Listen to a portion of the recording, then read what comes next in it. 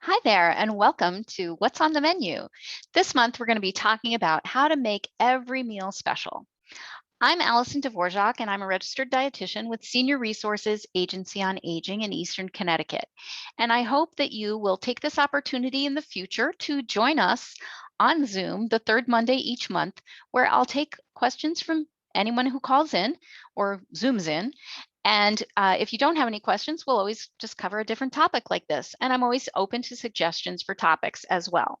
But today's topic is how to make your meal special.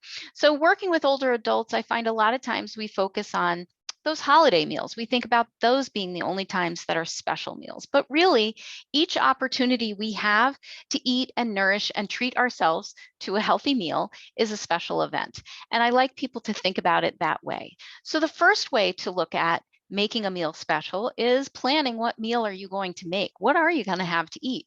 Maybe it's your special, a jam that you picked up at the farmer's market over the summer, and that's a real special treat for you to have on your toast in the morning.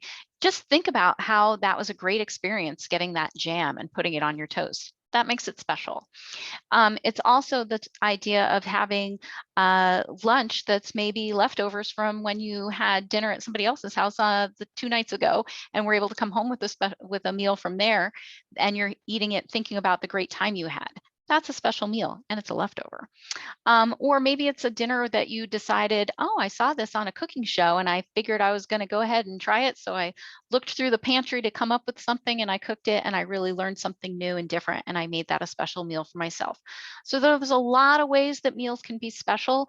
They could be leftovers, they could be your simple everyday meal, and they could be something that you're learning new or that you're sharing with others. So every meal can be special. Every meal is an opportunity to really build our health and build our quality and quantity of living as we age. So that's a great thing about thinking every meal really is special. Every meal really is important.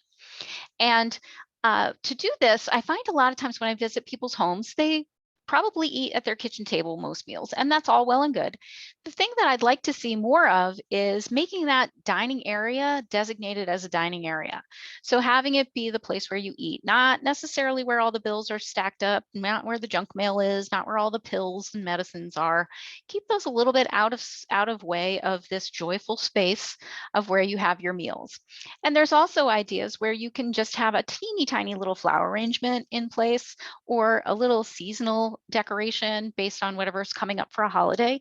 It could also be a picture of somebody you'd like to think about, a note you may have received, your favorite sports team, schedule, just knowing what's coming up with them, kind of thing. So just ideas of things that make you happy and make you joyful as you're thinking about having that meal.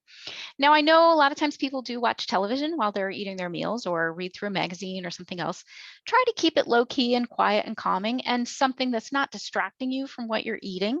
We want to be mindful. We want to be aware of how much we're eating. And so when we do that while we're sitting at a meal, sitting at our designated joyful space for our meal, then we can focus on what are we eating? How much are we eating? Am I full? Am I satisfied at this point? So keeping the distractions to a minimum is very much a great idea.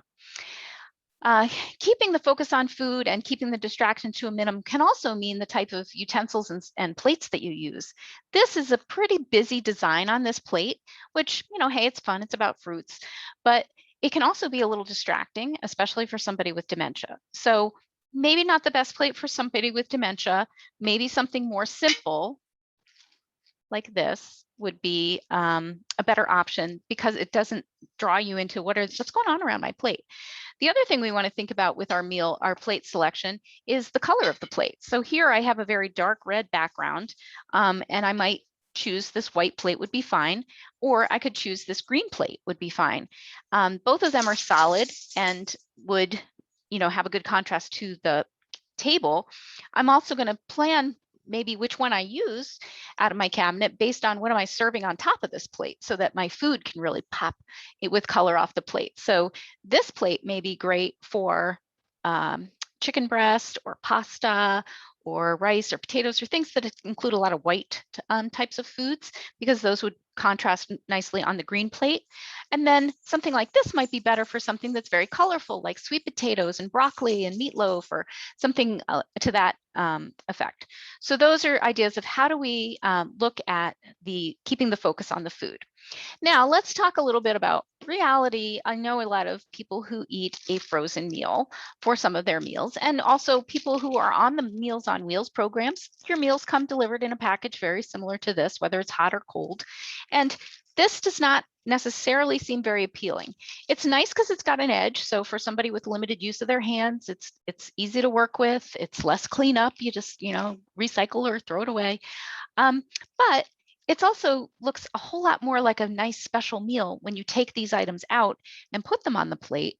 And then it looks like, oh, gourmet. And if you'll notice, this one is not a Meals on Wheels meal. This is a general out of the grocery store frozen meal. It doesn't have any vegetables. And so a great way of making this meal a little bit more healthy, or even a meal that had some vegetables and maybe you could add some more or add a different vegetable.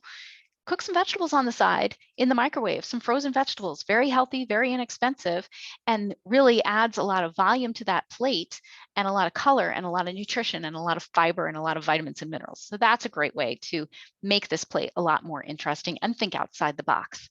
The other thing is to share the joy of your meal with others. So how do you do that? You can invite somebody over to your home and have a meal that maybe you've worked on preparing.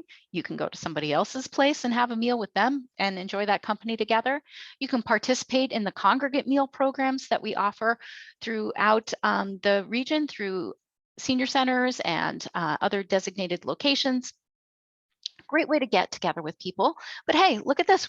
We're also talking right now over the computer, and you could connect with somebody that way in your family. Maybe you teach somebody the family recipe and cook it together and taste it together, or maybe you try something totally new and different and cook it together and taste it together, or you just sit down and eat and chat and share memories of other things. But there's a lot of great ways to connect with people, either through phone or computer or anything else. It's just that joy of making the mealtime a happy experience.